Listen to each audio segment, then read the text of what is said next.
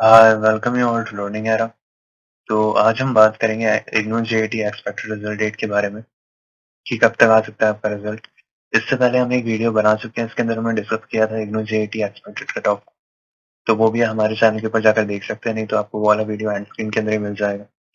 और अगर हम यहाँ पर बात करें, हम इसके अंदर एक स्कोर की बात करेंगे, लगभग यहाँ पर एक रॉ स्कोर की बात करेंगे। अगर आपके उसके आसपास अगर आपके बन रहे हो तो आपको डेफिनेटली आपको टाइपिंग की तैयारी करनी पड़ेगी, क्योंकि जो टाइपिंग की जो स्पीड है बहुत ज़्यादा मांगी गई है ना। इंग्लिश के अंदर 40 WPM है और हिंदी के लिए 35 WPM है, चूंकि अपने आप में ज़्यादा होती है ना। जनरली एसएससी और इन वाले एग्जाम्स के अंदर भी 35 WPM ही मांगी जाती है मैक्सिमम। लेकिन अभी क्या है, अभी आपके ये वाला जो पेपर है इग्नू जेईटी का, इसके अंदर 40 WPM मांगी गई है इंग्लिश की।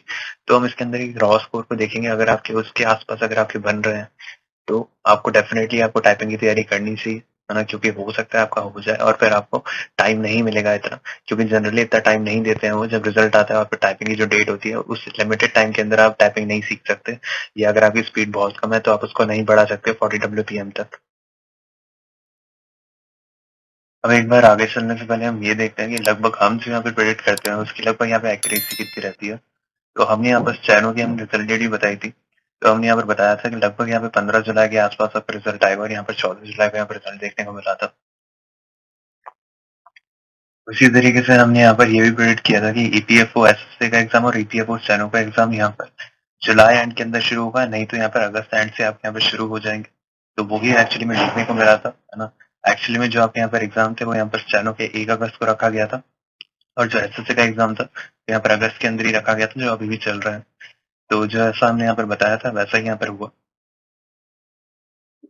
उसी तरह हमने यहाँ पर स्टेनो की हमने यहाँ पर जो अभी रिसेंटली हमने जो एग्जाम की यहाँ पे कट ऑफ को प्रेडिक्ट किया है, वो यहाँ पर हमने जो बताई थी वो ही यहाँ पर गई है। आप जैसे देख भी सकते हो स्क्रीन के सामने, लेफ्ट हैंड साइड पे स्क्रीनशॉट है, राइट हैंड साइड पर एक्चुअल कट ऑफ है। तो यहाँ पर आप देख सकते हो कि 129.5 से 134.5 के बीच में बताई थी, और यहाँ पर 133 देखने को मिली थी। वैसे हमने यहाँ पर ओबीसी की बताई थी यहाँ पर 128.5 से 132.5 के बीच में, और ये भी रेंज के अंदर ही देखने को मिली थी। तो इसी तरीके से यहाँ पर देखने को मिला था। बाकी हाँ, एसटी कैटेगरी की जैसे यहाँ पर थोड़ी सी ऑफ गई थी, तो बाकी ऐसे कभी कभार हो जाता है। बाकी जो जनरली बाकी जितनी भी यहाँ मैक्सिमम कैटेगरीज होती है उनकी यहाँ पर वही देखने को मिलती है, जैसा हम बताते हैं। वैसे ही हमने अभी यहाँ पर सीपीओ की भी जो बताई थी वो भी एक्चुअली में वही गई थी, और अभी हमने सीएचएसएल की भी हमने जो रेट करी थी फाइनल कट ऑफ, वो भी एग्जैक्टली देखने को मिली थी हमें। तो आगे समझने से पहले हम ये देखते हैं कि लगभग यहाँ पर एनटीए कंडक्ट करा रही है इग्नू का, है ना। तो जाहिर सी बात है, हमें यहाँ पर एनटीए के ही पैटर्न को देखना पड़ेगा कि एनटीए जो दूसरे एग्जाम लेती है उनका यहाँ पर लगभग कब एग्जाम कंडक्ट कराती है और कितना टाइम लगता है रिजल्ट के अंदर। तो उसको देखेंगे तो ही हम यहाँ पर सिनेरियो को समझ आएगा कि लगभग यहाँ पर अभी कितना टाइम लग सकता है आपका रिजल्ट आने के अंदर। तो लगभग देखो यहाँ पर अगर हम एनटीए जीएनयू की बात करें, तो ये वाला एग्जाम भी यहाँ पर एनटीए ने ही कंडक्ट कराया था। तो एग्जाम यहाँ पर हुआ था 26 से 27 अप्रैल के बीच में 2023 के अंदर। और फिर यहाँ पर अगर हम यहाँ पर बात करें तो हमें यहाँ पर क्या देखने को मिला था, इसका जो रिजल्ट है वो यहाँ पर आया था 10 अगस्त को। तो यहाँ पर अप्रैल से मई, मई से जून, जून से जुलाई और जुलाई से अगस्त, तो लगभग यहाँ पर हमें 3.5 महीने या 4 महीने हमें लगभग देखने को मिलते हैं, है ना, इसके बीच में।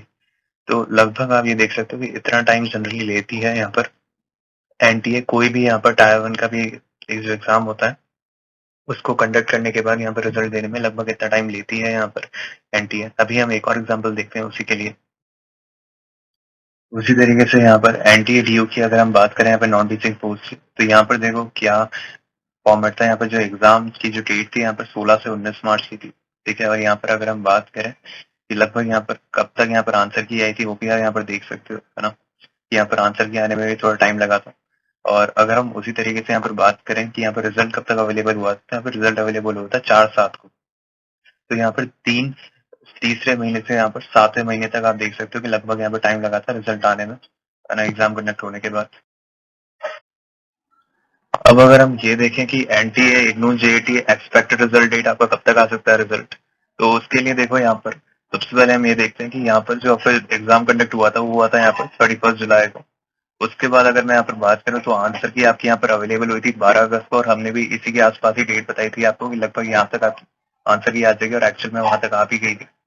और तो अगर हम यहाँ पर बात करेंगे तो लगभग देखो जो अभी हमने करंट अभी हमने पीछे देखा कि लगभग कितना टाइम लेती है एनटीए, तो ज्यादा टाइम लेती है एनटीए। अगर मैं दूसरे एग्जाम कंडक्टिंग एजेंसी से अगर मैं यहाँ पर कंपेयर करूँ तो डेफिनेटली यहाँ पर ज्यादा टाइम लेती है।